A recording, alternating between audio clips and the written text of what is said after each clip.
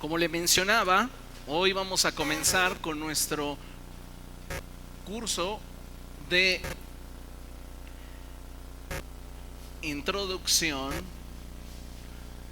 a la Biblia. ¿Ok? Para aquellos que no nos visitan hoy, aquellos que no conocen por completo quién es su servidor, voy a anotar mi nombre: Samuel Vázquez Herrera. Y su servidor tiene 2 licenciaturas. Soy licenciado en Ciencias de la Informática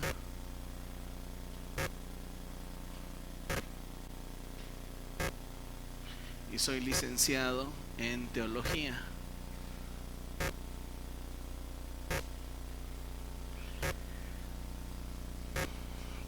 Tengo aproximadamente de estar enseñando o desempeñándome como docente alrededor de 17 años. 17 años aproximadamente enseñando la Biblia. Y les voy a anotar mi correo electrónico: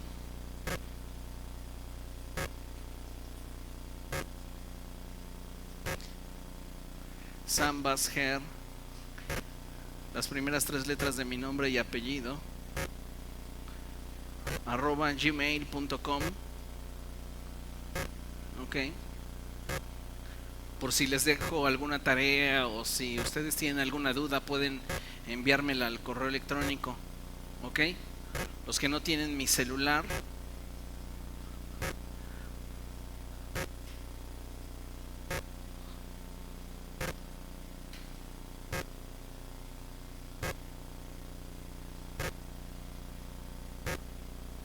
ya están repartiendo las copias, ¿verdad? Ok. Está bien, ahí está mi celular: más 521 55 38 42 57 36. Estos prefijos son para quienes utilizan la aplicación de WhatsApp. Entonces pueda usted agregarme si no me había agregado, y también pueda ahí enviarme sus dudas o los buenos días, lo que usted quiera. ¿Ok?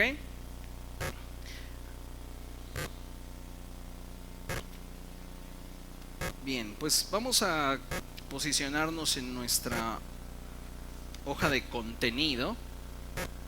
Y lo primero que vamos a revisar es el temario, qué es lo que vamos a ver durante este curso.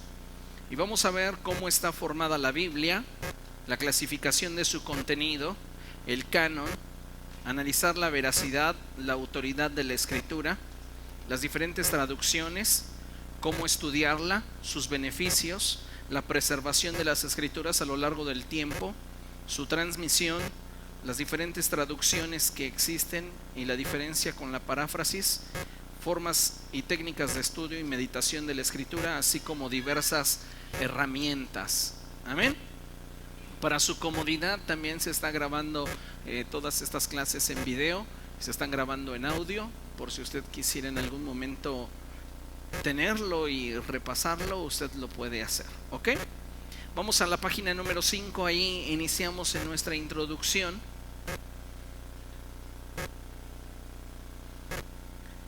¿Lo tiene?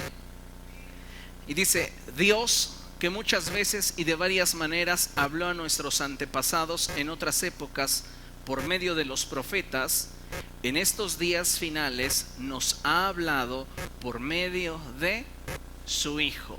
Dios quiere hablarle al ser humano, y Dios a lo largo de la historia ha estado hablando a su pueblo. Dios ha estado hablando a través de diferentes medios y formas, y Él ha utilizado hombres para comunicar su mensaje. Dentro de estos se destacan los profetas. Los profetas son instrumentos que Dios utiliza para comunicar su mensaje. El profeta no tiene control sobre la palabra que ha de comunicar. Es Dios poniendo en él la palabra que debe de comunicar. Por mucho tiempo se ha entendido equivocadamente acerca de la función de los profetas. Y se piensa o se llegó a pensar que el profeta podía decretar la voluntad de Dios en cualquier momento, como si él fuera Dios mismo. Y no es así. Los profetas son instrumentos que Dios utiliza para comunicar su mensaje. Ahora, a lo largo de la historia, Dios ha utilizado profetas para comunicarnos su mensaje. Y en estos días finales, dice el autor en la carta a los Hebreos, Él nos ha hablado a través de su Hijo. En otras palabras, el mensaje de Dios está sintetizado en el Hijo. Si nosotros queremos conocer la voluntad de Dios, debemos empeñarnos en conocer al Hijo. Porque nadie puede mostrarnos al Padre sino el Hijo y aquel a quien Él desee mostrárselo. Nadie puede conocer a Dios sino a través del Hijo. Recuerde que el Señor Jesucristo dijo que Él es el camino, la verdad y la vida, y nadie puede venir al Padre si no es a través de Él. Y Cristo es la revelación del Padre.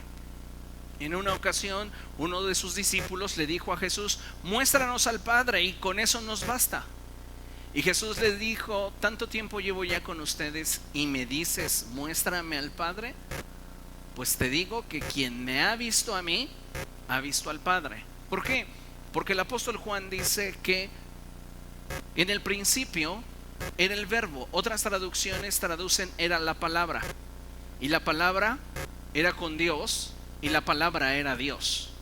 En este sentido, debemos entender que nosotros adoramos a un Dios trino. La Escritura dice: oye Israel, Elohim,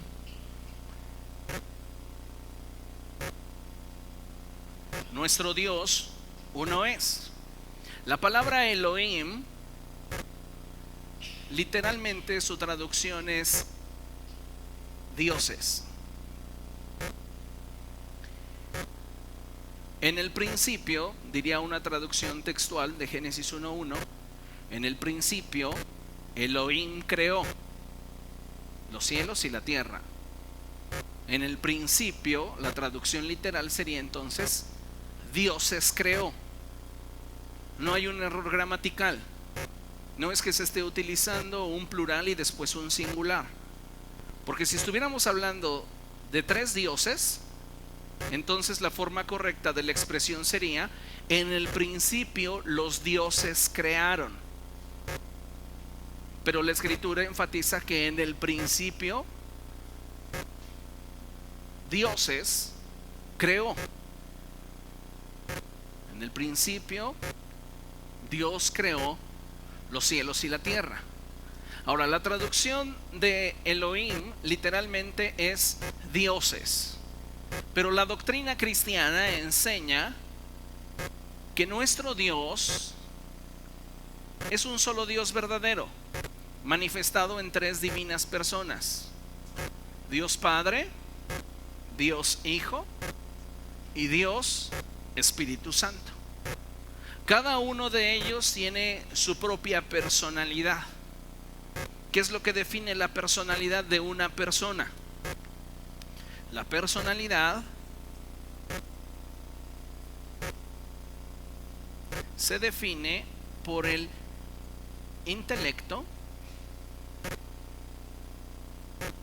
voluntad y emoción. Esos son los tres elementos que definen a una persona, una personalidad. Entonces, cuando hablamos de Elohim, que es nuestro Dios, la traducción, nosotros llegamos a la comprensión y entendimiento de que cada una de estas tres divinas personas forman un solo Dios verdadero. Porque el Padre es Dios, el Hijo es Dios y el Espíritu Santo es Dios. El Padre tiene un intelecto propio, una voluntad propia y una emoción propia. El Hijo tiene un intelecto propio, una voluntad propia y una emoción propia. El Espíritu Santo tiene un intelecto propio, una voluntad propia y una emoción propia. Si estuviéramos hablando solamente de una sola persona, que como muchas personas llegan a concebir, entendiendo como la doctrina de solo Jesús, no sé cuántos han escuchado esa doctrina, pero la doctrina de solo Jesús dice que en el Antiguo Testamento se manifestó Cristo como Jehová. En el Nuevo Testamento Él se manifiesta como Cristo Jesús, y en el tiempo presente como el Espíritu Santo, pero es Él mismo. Y esto es equivocado. Esto es un error. La doctrina de solo Jesús es un error. Dios, dice claramente el autor a los Hebreos, nos ha hablado de diferentes maneras. En el pasado nos ha hablado a través de sus profetas, pero en este tiempo final nos habla a través de su Hijo. En otras palabras, el autor está refiriéndose a la deidad como uno solo y al Hijo como la expresión de la voluntad de la deidad. A algunas personas les cuesta trabajo comprender la Trinidad. Matemáticamente es difícil entenderlo. Pero si nosotros vemos la Trinidad como una persona, es más fácil comprenderlo. Se lo explico de esta manera.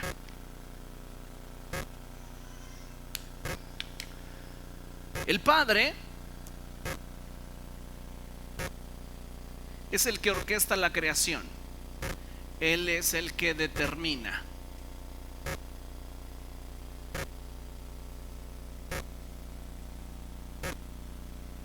El Hijo, que es el verbo o la palabra, es quien expresa la voluntad.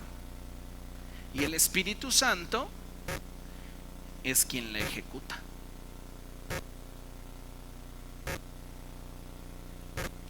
Entonces tenemos a un Dios trino. No son tres dioses, es un Dios trino que manifiesta su deidad en tres divinas personas, las cuales interactúan en toda la creación y en todo lo que existe. Dice la palabra del Señor en Génesis: y dijo Dios, sea la luz, y fue la luz. Antes de que el deseo fuera expresado como una palabra, tuvo que ser calculado, diseñado y establecido. Eso sucedió en la mente del Padre. El Padre determinó que sería bueno crear una partícula que viajara a determinada velocidad por el espacio y que tuviera la cualidad o la capacidad de poder generar una expresión de energía. En la mente de Dios están todos los cálculos físicos, todo lo que se requiere, toda la matemática, y entonces lo expresa. Y el Hijo lo declara: sea la luz, y el Espíritu lo hace. Y en un verso encontramos a la Trinidad. Alguien podría objetar y decir: oiga, pero es que la palabra Trinidad no existe en la Escritura. ¿Es verdad? Entonces, ¿por qué creen en la doctrina de la Trinidad? Porque la doctrina de la Trinidad está manifestada en toda la Biblia, desde Génesis 1:1 hasta Apocalipsis 22:21. No necesitamos que la Escritura diga algo textualmente para creerlo, pero sí requerimos que esté revelado en la Escritura y sostenido por toda la palabra de Dios para entonces aceptarlo. ¿Comprende? Porque de otra manera entonces nosotros estaríamos simplemente limitando el entendimiento de la naturaleza de Dios. ¿Tiene alguna duda hasta este momento? Bien, entonces avancemos un poco más sobre lo que es la Biblia. Recuerde que el Hijo es la expresión de la voluntad de Dios. El Hijo es la palabra. Por eso Jesús decía: ustedes escudriñan con diligencia las Escrituras, y son ellas las que dan testimonio de mí. Lo que le está diciendo Jesús a los religiosos de su tiempo: ustedes me han visto y me han conocido desde siempre, pero sus prejuicios son tan grandes, su religiosidad es tan abismal, que no me pueden ver aunque estoy frente a sus ojos. ¿Ok? Vamos a seguir adelante. La Biblia, subraye eso, es la palabra de Dios. Y en ella Dios nos manifiesta su plan y propósito para con la humanidad. Nuestro Dios no improvisa. Nuestro Dios, amados hermanos, tiene una mente infinita, una sabiduría insondable, a tal grado que Él no está improvisando ni con mi vida ni con la vida de usted. Él tiene un plan. Diga conmigo: Dios tiene un plan.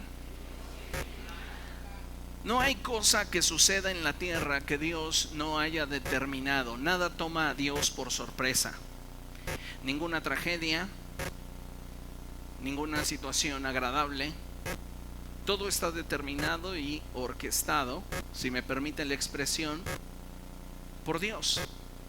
No significa que Dios lo haya deseado, pero hay circunstancias que van a requerir forzosamente de su aprobación para que sucedan. El Señor Jesucristo lo dijo de esta forma: ni siquiera un pajarillo puede caer en la trampa si el Padre no lo permite. Entonces, con esto está hablando de la soberanía y el control de Dios. Ahora, Dios tiene un plan y un propósito para con los hombres. Y es a través de la Escritura que el hombre puede llegar a conocer de forma más profunda y sólida a su Creador, descubriendo así la perfecta voluntad de Dios para la humanidad y para cada uno de nosotros en lo particular. Entonces, en la Biblia encontramos el propósito y la voluntad de Dios. Dicho propósito no solamente tiene una aplicación universal.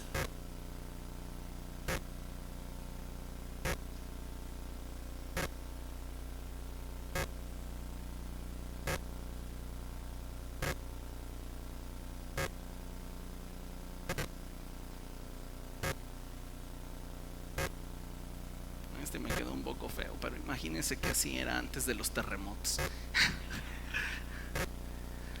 Dios no solamente tiene un propósito universal, Dios tiene un propósito particular para usted. Podríamos pensar que en la Escritura no vamos a encontrar nada que tenga que ver con nosotros. En la Escritura dicen muchas personas: ahí hay muchas palabras que yo no entiendo y que en realidad no me afectan ni me benefician. Cuando nosotros tenemos una actitud de resistencia o de rechazo a la palabra de Dios, nosotros estamos limitando la acción del propósito y la voluntad de Dios sobre nuestra vida. Cuando nosotros nos exponemos a la palabra de Dios y la recibimos, la abrazamos, entonces podemos estar seguros que estamos caminando en función de lo que Dios determine llevar a cabo en nuestra vida, cumpliendo con ello su propósito y su voluntad. Filipenses 1:6 dice algo muy interesante. Y Filipenses 1:6 dice la palabra de Dios: convencido estoy de esto, que aquel que comenzó en mí la buena obra, la perfeccionará hasta el día de Cristo Jesús. El apóstol Pablo está diciendo que él está consciente, seguro, convencido, está completamente firme en el hecho de que su vida no es producto de la casualidad, ni su futuro será producto de las circunstancias. Si nosotros comprendiéramos mejor lo que está en la mente de Dios, podríamos estar seguros de lo que la Escritura está diciendo en esta porción. Porque en Jeremías 29:11 Dios nos revela qué es lo que está en su mente para nosotros. Y en Jeremías 29:11 la Escritura dice: porque yo sé muy bien los planes que tengo para ustedes, planes de bien y no de mal, a fin de darles un futuro y una esperanza. Lo que está en la mente es el reflejo de lo que está en el corazón. Entonces, lo que Dios está diciendo es que ustedes, los seres humanos, llenan mis emociones y llenan mis pensamientos. Y lo que hay en mi naturaleza para ustedes es el deseo de bendecirlos. ¿Por qué? Porque, amados hermanos, Dios sabe que somos polvo y que nuestros días son como la neblina que por la mañana está y en un tiempo más no. Considere nuestra existencia, donde dice la Escritura que los más fuertes llegan a los 120 años, que hoy día no creo. Hoy día nuestro índice de supervivencia o sobrevivencia es mucho menor. Consideremos que alguien llegue a los 100 años, ¿le parece? ¿Qué considera usted? ¿Sí se imagina usted de 100? ¿No? ¿Su expectativa de vida de cuánto será? Hay quien dice con mucha fe 100, pero siendo honesto, ¿como de cuándo? Yo tengo una amiga que dice: no me quiero ver vieja en el espejo. En el momento en el que me vea vieja, quiero morir. Supongamos que todos vivamos 100. ¿Qué compara usted eso con la línea de tiempo llamada eternidad? Miren lo que nosotros vivimos en comparación a lo que es la eternidad. Y a veces vivimos afligidos, preocupados, sufriendo, en lugar de disfrutar cada etapa de nuestra vida, olvidando que si estamos en las manos de Dios, Él cumplirá en nosotros su propósito y su voluntad. ¿Por qué?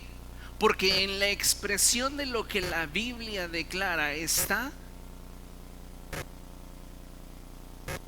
el corazón de Dios, los propósitos de Dios. Y si nosotros somos polvo y por ello Dios tiene para nosotros planes de bendición, es porque Él sabe que nuestra vida es efímera y Él no quiere que nos la pasemos sufriendo. Por eso envió a su Hijo al mundo, para cancelar todas las cosas que nosotros teníamos pendientes por los requisitos de la ley. ¿Ok? Entonces dice nuestro manual que solo a través de la Escritura es que nosotros podemos descubrir la voluntad perfecta de Dios para la humanidad y para cada uno de nosotros en particular. A saber, ¿cuáles son los puntos más importantes que trata la Biblia? Número 1, la salvación. Mire, hay lugares donde se predica mucho acerca de la prosperidad, se enseña mucho acerca del liderazgo, pero se olvidan de lo más elemental para lo cual el mensaje de Dios fue dado a los hombres: salvarnos. Usted puede tener mucho dinero, igual irse al infierno. Usted puede ser un gran líder, igual condenarse. A Dios no le interesa tanto nuestro éxito terrenal como nuestro éxito eterno. Y aquí es donde me gustaría que usted comprendiera que aunque somos polvo, en nosotros Dios puso eternidad. ¿A qué me estoy refiriendo? A que cuando morimos, ciertamente nuestra naturaleza material comienza un proceso de corrupción.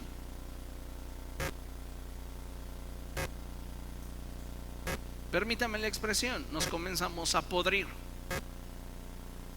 ¿Ok? Pero tenemos no solamente una naturaleza material, tenemos una naturaleza espiritual. Cuando la Escritura dice: hagamos al hombre a nuestra imagen y semejanza, Dios colocó en el hombre eternidad y sopló Dios en el hombre su espíritu. La palabra hebrea para esa expresión, espíritu, lo que Dios sopló en nosotros,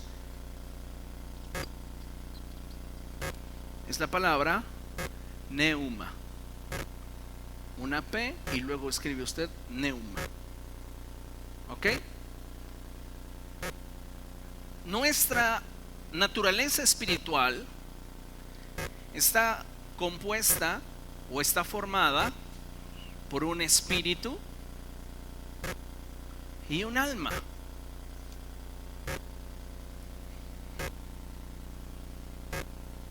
En el espíritu se encuentra la esencia de lo que nosotros somos, quien realmente eres. Lo que yo veo con mis ojos no eres tú. Bueno, sí eres tú, pero no eres tú. ¿A qué me refiero? A que yo estoy viendo el estuche. Ese es el forro que Dios te dio. ¿Me explico? Y que la genética determinó. ¿Ok? Pero quien está dentro de ese estuche eres en realidad tú. Y tú no dejarás de existir en toda la eternidad, porque eres un ser eterno. ¿Cuál es la diferencia entre tu eternidad y la eternidad de Dios? Simple, que nosotros tuvimos un principio. Surge aquí la idea de otra doctrina, la doctrina de la preexistencia del alma. Esta doctrina sostiene que nosotros existíamos antes de habitar en este cuerpo y estábamos en el cielo, y no nos acordamos del cielo porque como que nos borraron la mente, la memoria, nos metieron en esta caja y nos enviaron al mundo. Pero ¿sabe una cosa? Está equivocado, porque nosotros existimos desde el momento en el cual Dios sopla en ese par de células, óvulo y espermatozoide, su espíritu de vida. A partir de ese momento existimos, pero no antes. Así que la doctrina de la preexistencia del alma es incorrecta.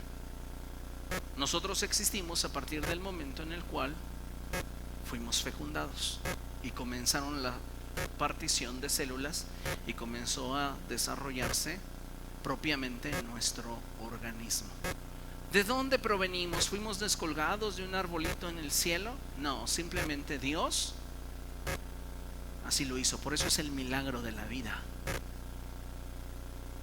No se puede construir en un laboratorio. No se puede generar vida sin la materia prima de Dios. ¿Entendemos eso? Ahora, el espíritu somos lo que nosotros en esencia somos, y en el alma se encuentran nuestra personalidad. ¿Se acuerda cuáles son los elementos de la personalidad? Intelecto, voluntad y emoción. Cuando decimos que te amo con todo mi corazón, pues no lo decimos en el sentido literal, porque si así fuera, nosotros amaríamos con nuestro músculo que está bombeando sangre. Ese es nuestro corazón. Pero la expresión hace alusión al hecho de que en nuestra alma se está gestando o se ha desarrollado una emoción. ¿Ok? Cuando usted se siente triste, esta está en su alma. Y algo que es bien interesante es que nuestra alma es la que determinará dónde usted pasará la eternidad. Porque créame, después de que usted muera, sí, su cuerpo va a sufrir corrupción, pero posterior a eso, en ese mismo momento en el que se separa la naturaleza material de la naturaleza espiritual, dice la Escritura que nosotros somos presentados delante de Dios para ser juzgados. De manera que está establecido a los hombres el morir una sola vez y después de esto el juicio. No hay reencarnación, usted no va a volver a aparecer ni en un caballo ni en una persona diferente. Usted, después de morir, va a ser juzgado por Dios por todas las cosas que haya hecho mientras estuvo en este cuerpo, hayan sido buenas o hayan sido malas. ¿Comprende? Y entonces dice la palabra de Dios que es necesario que todos comparezcamos ante el tribunal de Cristo. ¿Para qué? Para determinar nuestra capacidad jurídica delante de Dios. ¿Tenemos o no tenemos un abogado? Si la respuesta es no, entonces usted será colocado en una habitación temporal. ¿Sabe cómo se llama esa habitación temporal? Infierno. Quien dijo que quienes están en el infierno estarán ahí por la eternidad se equivocó. Las almas no estarán eternamente en el infierno. Apocalipsis dice que el infierno entregará a sus muertos. ¿Para qué? Para ser lanzados al lago de fuego. ¿Cuál será la morada eterna de aquellos que no se encuentren sus nombres escritos en el libro de la vida? El lago de fuego. O sea que el infierno es solo una morada temporal. Y dice el escritor que el infierno fue creado para Satanás y sus ángeles. O sea que ya de entrada ese lugar no es para seres humanos. Pero como ofendimos a un Dios eterno, el castigo que merecemos es eterno. Pero damos gracias a Dios por Jesucristo, porque a través de Él es que nosotros podemos recibir en Él la justicia de Dios. Podría comenzar a explicarle la justicia de Dios, pero nos aguantamos después para seguir avanzando. ¿Le parece? Entonces, si usted muriera en el 2100, supongamos que en el 2100 usted muere, bueno, podríamos hablar del año 4500 de nuestra era, y usted seguirá en el lugar donde su alma haya decidido estar. Puede ser, si Cristo no ha venido, porque eso es muy determinante, que continúe en el infierno o esté en el paraíso. ¿Por qué es determinante si Cristo vino o no vino? Porque si Cristo ya vino por su iglesia, todo el panorama cambia. Si Cristo viene por su iglesia, habrá un periodo de 7 años en la tierra, un periodo de 7 años que serán divididos en dos partes, 3 años y medio de paz, 3 años y medio de guerra. Pero en el cielo, al mismo tiempo, está celebrándose las bodas del Cordero. Terminan esos 7 años y Jesús vuelve con la iglesia triunfante. Establece su gobierno milenial y de ahí cuéntele 1000 años. 1000 años que el lago de fuego estará solamente para el falso profeta y la bestia. Terminando esos 1000 años se da la última gran rebelión de los seres humanos. Y entonces lo siguiente que nos cuenta Apocalipsis es el juicio del gran trono blanco. Entonces todo determina si esto sucede en este periodo de la historia. Y si Cristo no ha venido para el año 4500 de nuestra era, pues las personas que están en el infierno, como aquel hombre rico, ¿se acuerda? Que le dijo a Abraham: manda a Lázaro que moje la punta de su dedo en agua porque yo aquí sufro de un terrible tormento. Ese hombre sigue en el infierno hoy día y no saldrá del infierno hasta que se cumplan los tiempos. Y saldrá del infierno no para descansar, para ser lanzado al lago de fuego. Por eso es tan determinante cuál será tu respuesta para el mensaje del evangelio. Puede ser que tú no creas nada de eso, ¿sabes? Nada de esto cambia la verdad. Puede ser que tú digas: son locuras, a mí me enseñaron otra cosa, o yo tengo un entendimiento sobre extraterrestres y culturas antiguas y alienígenas. Tú puedes ser libre de creer lo que quieras, pero lo que estoy expresándote es lo que la Biblia enseña. ¿Por qué? Porque el tema principal y el tema central de esta revelación del propósito y la voluntad de Dios para el ser humano es que éste sea salvo. ¿Por qué? Porque Dios puso en nosotros eternidad. Y si tú te condenas, te vas a condenar para toda la eternidad. Los rezos no sirven, el novenario no sirve. Miren, en el infierno no hay una sola persona que no se arrepienta. Todos están arrepentidos y todos son creyentes. pero eso no lo saca de ahí. Si llegamos a ese lugar, estamos perdidos. El tiempo de elección es ahora, mientras vivimos, de determinar a quién pertenecemos, de quién somos. ¿Ok? Si nosotros entendemos que los temas fundamentales o centrales de la Escritura son nuestra salvación y el perdón de pecados por medio de la fe en Jesucristo, pues entonces nosotros comprenderemos que los propósitos y la voluntad de Dios para nosotros serán siempre buenos, agradables y perfectos. Yo no puedo ser salvo sin primero tener fe en Jesucristo. Y yo no puedo ser salvo si al tener fe en Jesucristo me arrepiento. Hay quienes han abrazado una religión y dicen, bueno, para no irme al infierno, cada quien su santo, yo me agarro de Jesús. Pero mientras que no experimentan el arrepentimiento en sus corazones,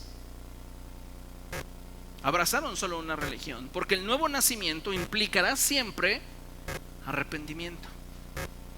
Según a los Corintios, el apóstol Pablo dice 5:17, mas si alguno está en Cristo, nueva criatura es, las cosas viejas pasaron, he aquí todas son hechas nuevas. Entonces los temas centrales de la Biblia, amados hermanos, en los cuales se nos revela el propósito y la voluntad de Dios para cada uno de nosotros, se enfocan en el hecho de que el hombre, que es un ser eterno, llegue a ser salvo. Porque recuerde algo, Dios es santo.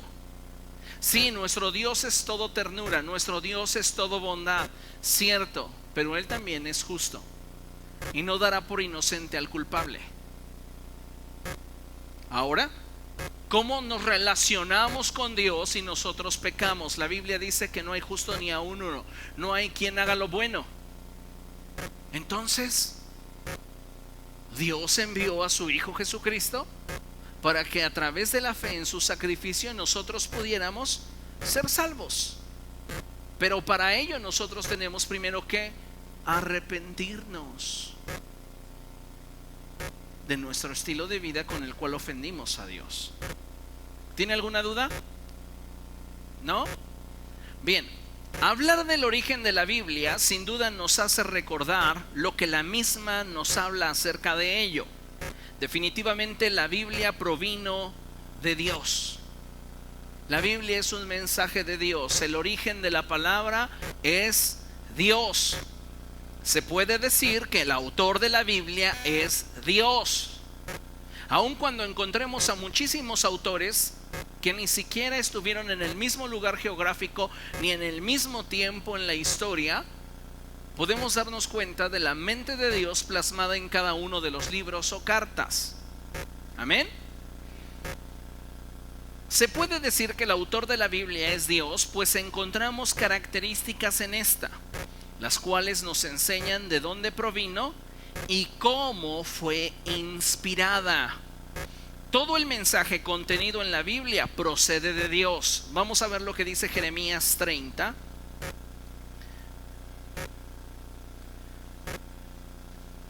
Versos 1 y 2.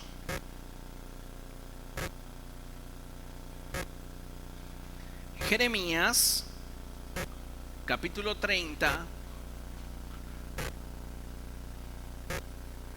versos 1 y 2.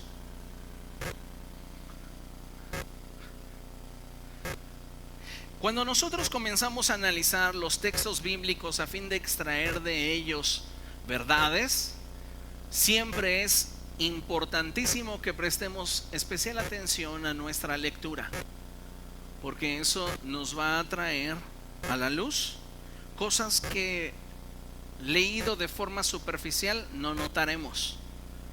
Fíjese lo que dice la palabra del Señor. Jeremías capítulo 30 verso 1 dice: la palabra del Señor vino a Jeremías. Así dice el Señor, el Dios de Israel.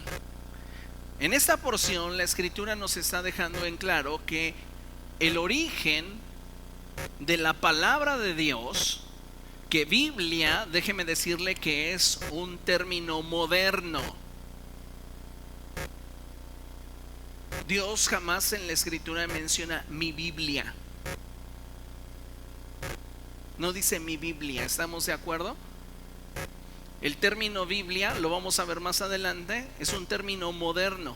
Tiene con nosotros pues, aproximadamente, ¿qué serán? Más de 800 años. ¿Ok?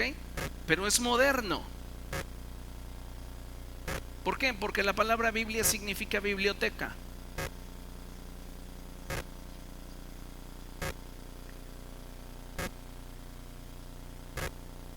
¿Cómo entonces se hacía referencia a la palabra de Dios en la antigüedad? Era conocido entre las personas como la escritura o los rollos. Pongo los rollos en plural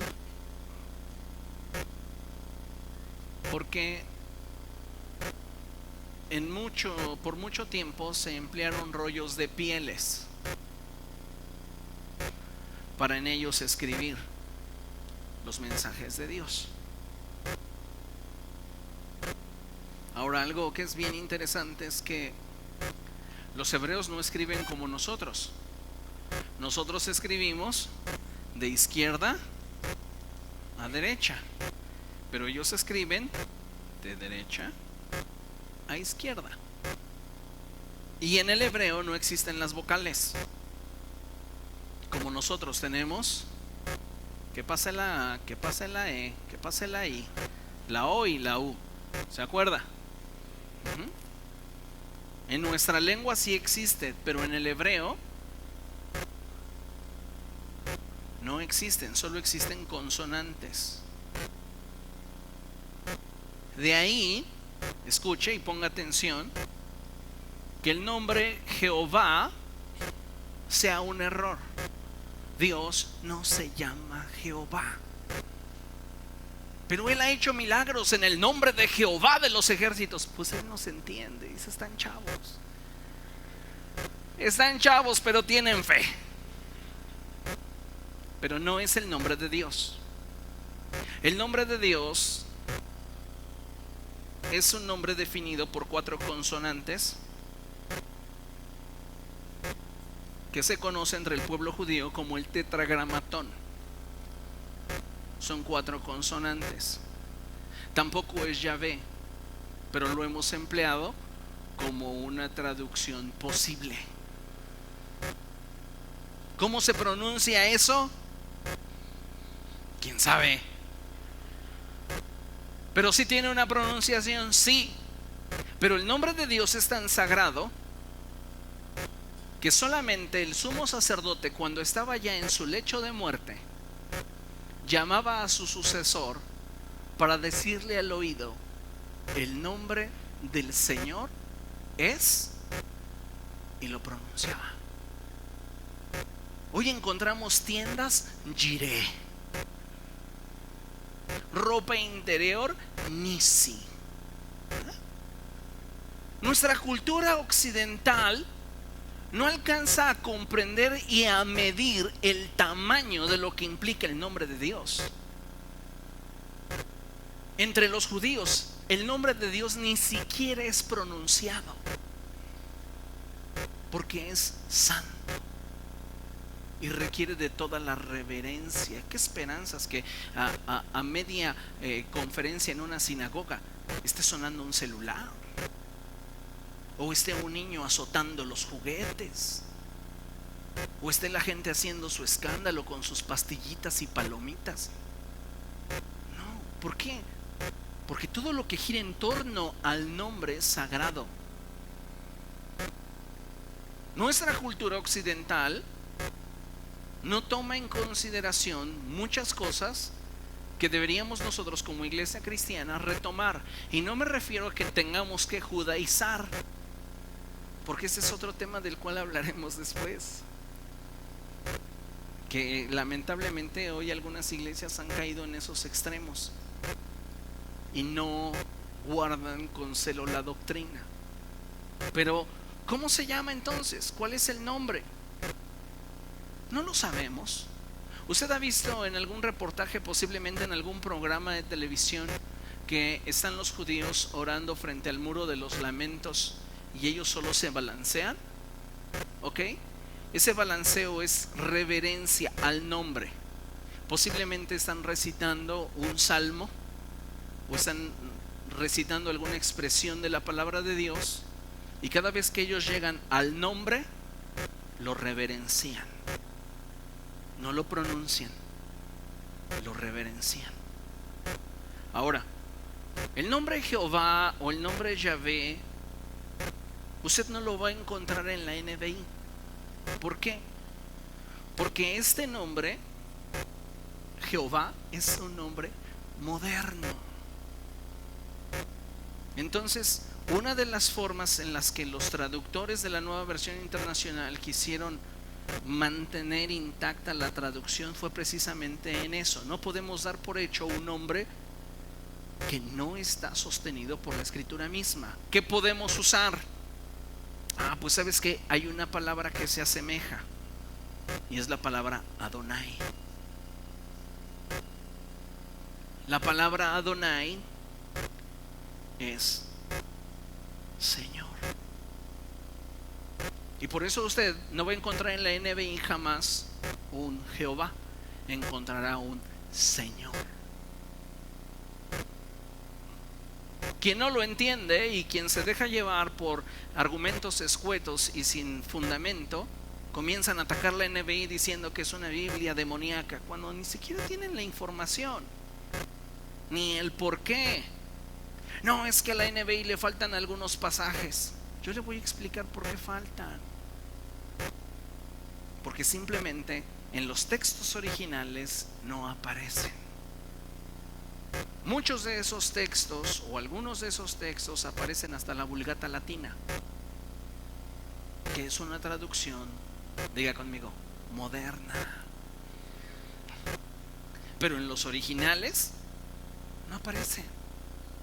Entonces lo que los traductores de la NBI buscaron fue que esa traducción estuviera muy apegada a los manuscritos originales, porque dicho sea de paso, tenemos los manuscritos y no era como ahora, ¿verdad? Hoy hacemos un copy-paste y todo lo tenemos en fa. Que tengo una investigación para la clase de vida cristiana, busco temor de Dios ya en Google y lo copio y lo pego. Aquí está, pastor, mi investigación. ¿En serio? Sí, yo lo hice. ¿Y a poco tú dijisteis, no lo corregí? O sea, hoy copy paste y lo resolvemos. Pero sabe, antes no existía el copy paste. Las copias se tenían que hacer a mano. Y el texto es tan sagrado que no se podía permitir un error. Las personas que se dedicaban a esas traducciones eran personas que tomaban el texto y copiaban letra por letra. Esos hombres recibían el nombre de masoretas. ¿Ok? Por eso son textos masoréticos. Las copias de los manuscritos originales. Los manuscritos originales hoy no existen, se pudrieron. Lo que hay son copias, digamos que muy apegadas al original. Ahora, había algunas reglas dentro de la traducción, me estoy adelantando a lo que veremos más adelante, pero dentro de las reglas de la traducción es que antes de que un masoreta escribiera el nombre de Dios o el tetragramatón, se tenía que bañar y cambiar de ropa. Y si lo iba a escribir, no importaba si el rey le estuviera hablando, tenía que ignorarlo hasta que acabara de escribir el nombre. ¿Y qué creen que pasaba si se equivocaba? Le pongo corrector. El texto era considerado tan sagrado que si se equivocaba en la copia debía quemarse el rollo para evitar que se transmitiera un error.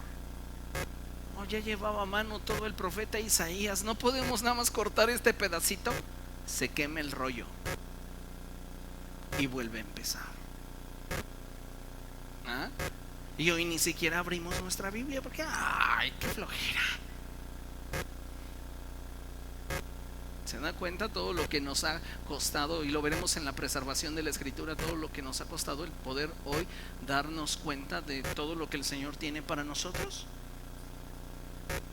Todo el mensaje contenido en la Biblia procede de Dios. Jeremías 31 dice: la palabra del Señor vino a Jeremías. Hebreos dice: Dios nos ha hablado a través de los profetas. Jeremías será un profeta, un instrumento de Dios. La palabra del Señor venía a Jeremías de forma intermitente.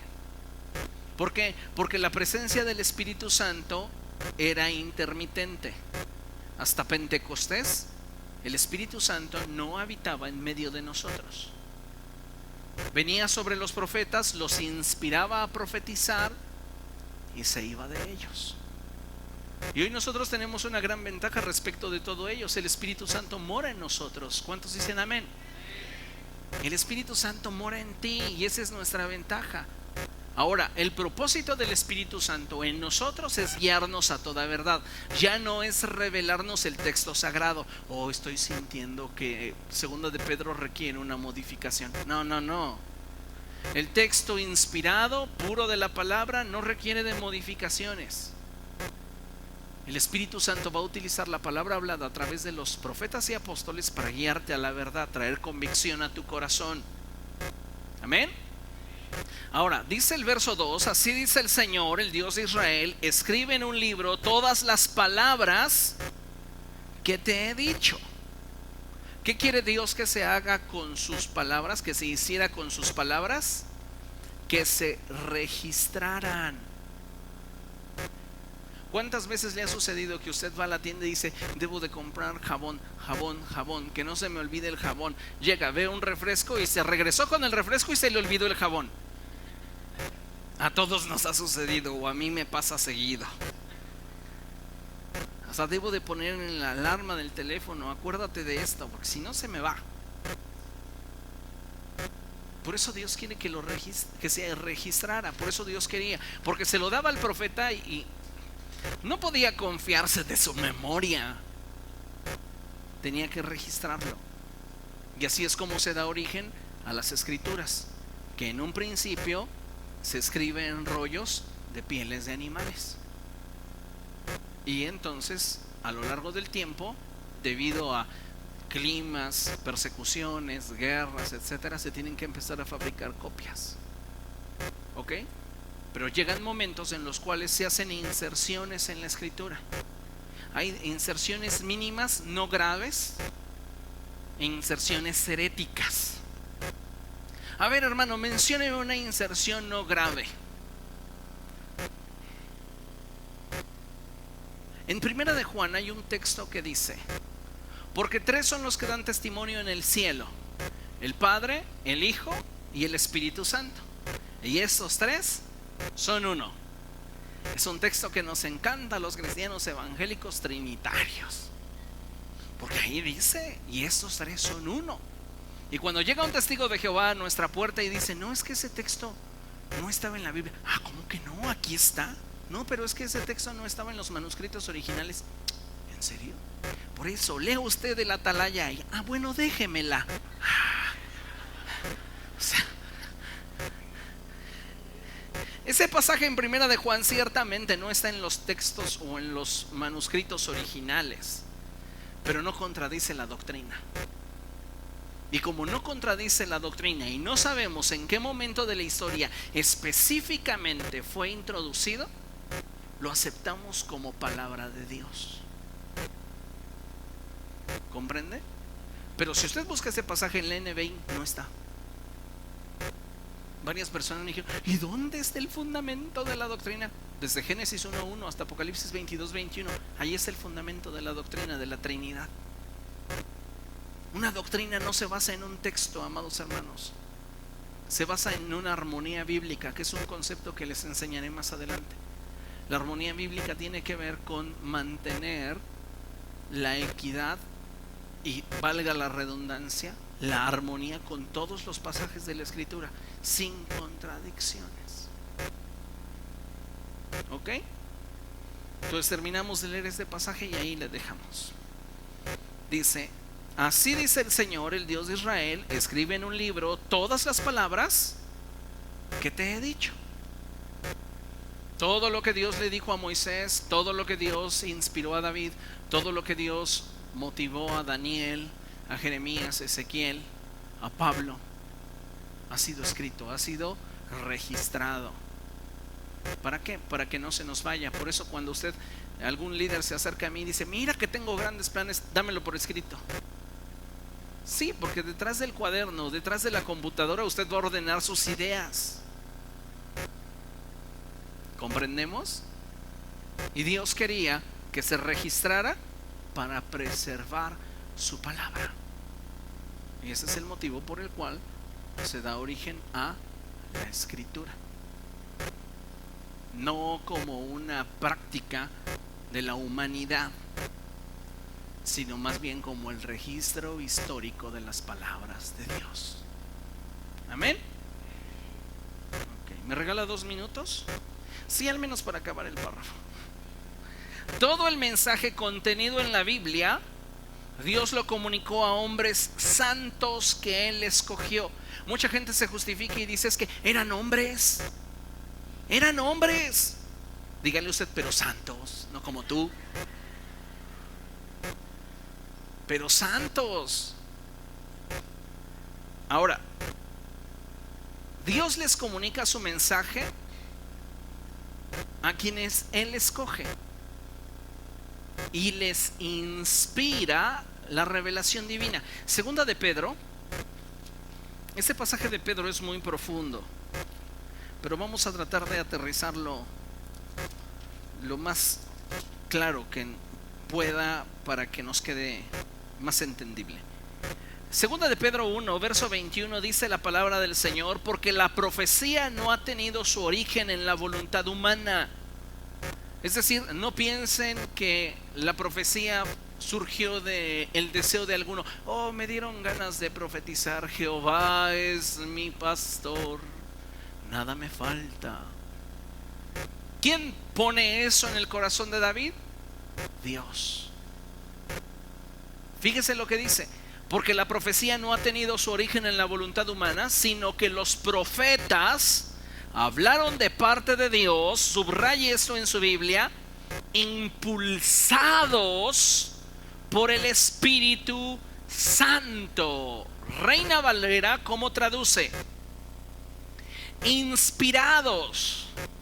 En la Reina Valera encontramos una palabra: inspiración. En la NBI encontramos otra palabra: impulso. ¿Cuál es la diferencia? Pues podría ser mínima, pero la diferencia me refleja o me refiere a una cosa: intención. No es lo mismo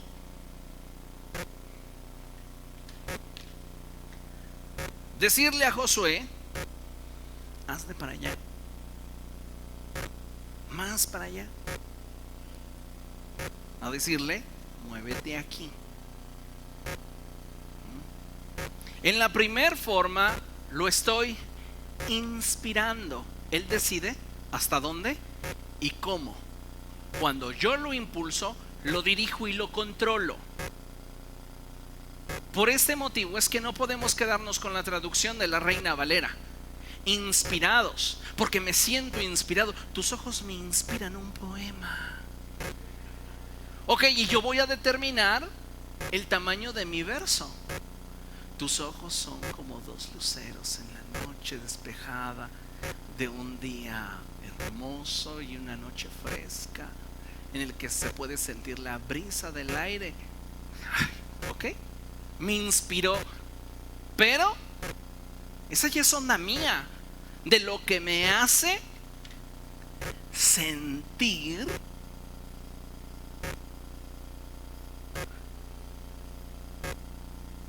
y me hace percibir a través de mis emociones. Y la Biblia dice que engañoso es el corazón más que cualquier otra cosa. Hoy amas, mañana odias. Y dices, pero devuélveme mis poemas que te escribí.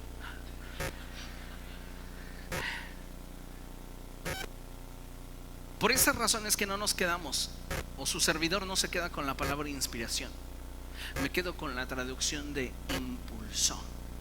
Porque el Espíritu, dice la palabra, los impulsó. Ellos hablaron impulsados. Y esto me habla de dirección, sentido, significado, límites.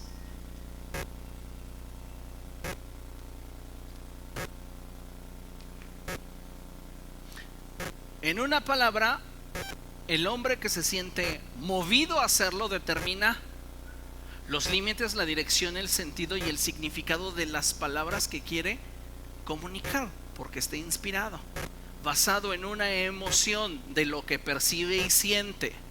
Pero cuando hablamos del impulso, entonces todas mis emociones y lo que percibo y siento no juegan un papel determinante en lo que Dios quiere hablar, dándole Él significado, sentido, dirección y estableciendo límite a mis palabras. Por eso es la palabra de Dios.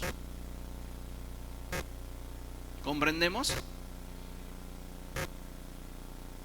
¿Tiene alguna duda? Va que va. Ahí nos vamos a quedar. Póngase de pie y vamos a dar gracias.